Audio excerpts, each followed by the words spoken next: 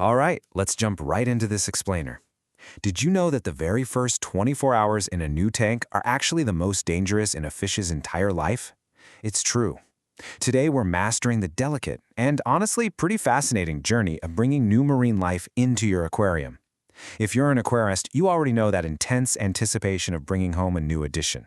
But bridging the gap between a transport bag and your thriving ecosystem, that takes precision. So we're going to break down the exact science and strategy of safe acclimation. Because, let's be real, introducing new life isn't just about dropping a fish into a tank. In fact, experts consider this one of the highest impact moments in your aquarium's timeline. You got to think of it as a high-stakes relocation mission. Having the right acclimation process is literally your ultimate antidote to stress, disease outbreaks, tissue damage, and even failed coral attachment. It's all about easing those sudden jarring changes in water conditions.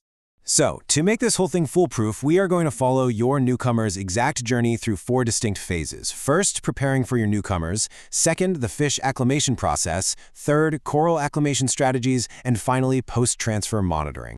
Okay, Section 1. Preparing for your newcomers, setting the stage. Getting your environment ready is honestly half the battle won, and this happens before you even touch a transport bag. Before we talk about specific methods, we really need to understand our underlying mission. The crucial point of literally everything we're about to do is bridging the gap between their transport water and your tank's specific conditions. It doesn't matter if you have different approaches for different species, the absolute primary goal is gradual parameter matching.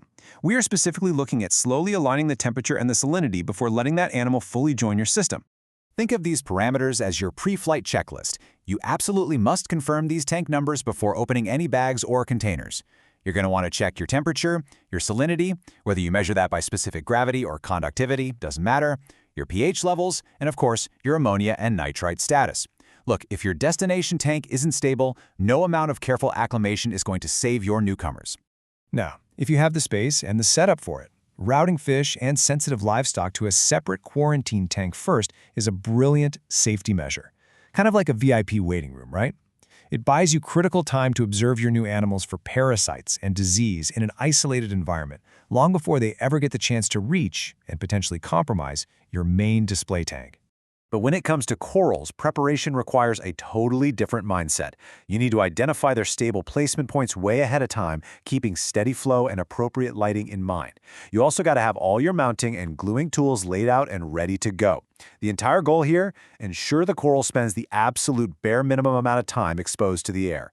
It's actually kind of surprising how quickly coral tissue can degrade out of water, so every single second counts. Moving on to Section 2. Fish acclimation process, the gradual adjustment. With the tank all prepped, let's break down the specific protocol for fish. This timeline perfectly visualizes the deliberate patience you're going to need. At minute 0, you float the sealed bag to equalize the temperature, which typically takes, say, 15 to 25 minutes, depending on the temp difference. Then you start the gradual drip or incremental mixing method. Basically, you're adding small amounts of your tank water to the bag every 10 to 15 minutes for about 45 to 90 minutes. I know it sounds slow, but this deliberate patience is exactly what prevents cellular shock. Okay, listen up, because I cannot stress this next point enough. You absolutely positively must avoid dumping the bag water into your tank. If your supplier's water contains heavy waste, which it often does, you have to protect your system. You'll get much better fish health by keeping that transport water completely separate until the animal has safely equilibrated. Once they've successfully run through that timeline, we move to the final transfer. Smoothly net them out of the acclimation water and pop them into their new home. Oh, and here's a fantastic pro tip. Dim the lights during and right after the transfer. It's such a simple action, but it significantly helps calm them down and reduces stress while they settle into their totally unfamiliar new surroundings. Now, as we transition strategies, there's a massive difference we need to talk about. While fish start their journey safely floating in a sealed bag, corals, they are a whole different ballgame. They're incredibly sensitive to rapid changes in chemistry and air exposure. Because of this, they shouldn't just linger in a bag. They need to be moved to a clean container almost immediately. Which brings us to Section 3. Coral acclimation strategies, protecting sensitive tissue. Because we want handling times super short and temperature swings minimal, this is the safest strategy for easing corals into your water. First, place the coral, along with its frag plug or base, directly into a clean container. Then slowly drip your tank water in.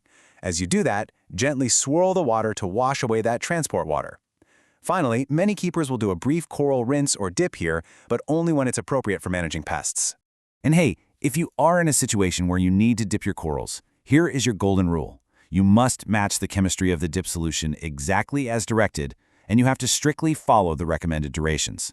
I mean it, overexposure can be incredibly harmful to that delicate tissue. And it probably goes without saying, but never ever let those dip chemicals or any of those pests slip into your main display reef. After acclimation is done, it's placement time. Position the coral in a spot where it can recover. You want steady flow, but definitely don't blast the tissue. Also, think about the light.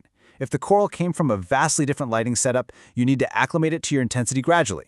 This is absolutely critical to prevent bleaching, which can quickly turn a really exciting new addition into a heartbreaking loss.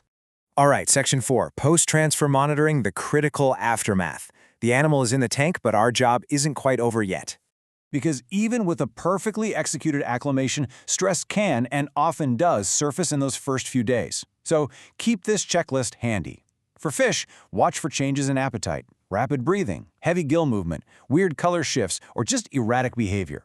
For corals, keep an eye out for polyp retraction that goes beyond their normal rhythms, tissue paling, or, worst case, if they start detaching from their mount. The ultimate philosophy for those first few days really comes down to 3 words: stability over intervention. During this adjustment period, you have to maintain consistent water quality. Avoid major changes. No new filtration media, no massive water swaps, no sudden dosing shifts. That's just going to compound their stress. If you do spot a problem, respond carefully. Stabilize the environment first before you make any sudden moves. By meticulously controlling temperature, carefully matching chemistry, keeping handling time short, and having a solid placement plan, you're giving your marine life the ultimate advantage. The difference between a rush job and this deliberate process is just night and day. So it leaves you with a pretty important question for your own setup.